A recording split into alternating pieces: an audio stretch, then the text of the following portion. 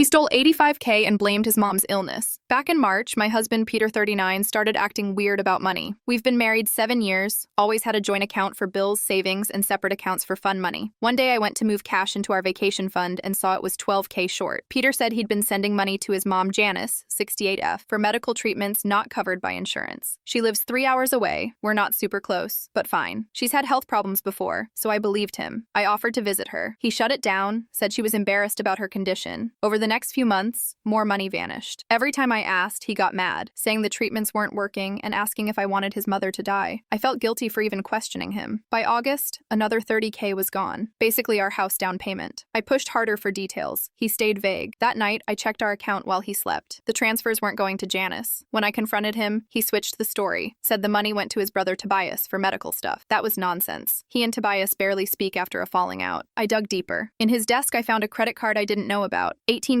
maxed out on restaurants, hotels, and jewelry. Unless Janice was getting weekly spa treatments while dying, something was off. In October, he left his phone unlocked. I saw messages with KP Work Project, a woman named Kayla, not his mom. They'd been seeing each other for almost a year, using our money for trips, gifts, and a condo deposit for their future together. She called me a stupid pig and a doormat in their chats. I didn't blow up right away. I called Janice. She was perfectly healthy, just back from a cruise. When I told her about the fake illness and missing money, she was livid. We planned a little surprise. The next week, I acted normal. He made 2 more mom transfers, $3K total. Friday, I picked up Janice and brought her home early. When Peter walked in, his face drained. Janice tore into him with the bank statements, demanding to know who the Four Seasons and Tiffany's charges were for. He admitted to the affair and theft, calling it a mistake. Janice disowned him right there. I told him to leave. I'd already packed his bag. Tobias confirmed he never saw a cent. The next day, I moved all remaining funds to my personal account, froze our cards, and called a divorce attorney. Peter's been texting from Tobias's couch, whining that Kayla dumped him when the money stopped. I haven't answered. Janice calls daily, still furious, offering to testify. She also told me Peter scammed his dad Ralph out of $15K using the same medical bills story. My lawyer Lisa and I uncovered he's actually stolen about $85K total, and even opened credit cards in my name. I filed for an emergency financial restraining order and froze everything. Then I came home with my sister Luna. The place was ransacked. My jewelry box, passport, and the house deed were gone. Peter had already called the cops claiming I'd locked him out. His sister Rosalind showed up to guilt me into forgiving him until I reminded her he conned both parents too. Then Kayla messaged me on Instagram saying she didn't know we were still married at first. She sent screenshots showing Peter took her to my family's mountain cabin, drank my grandparents' vintage wine, and planned to renovate it for her. I drove there, found women's clothes, renovation plans, and missing heirlooms. Peter showed up demanding keys. I called the sheriff. He told me to get a protective order. Click the full story to see what happened next.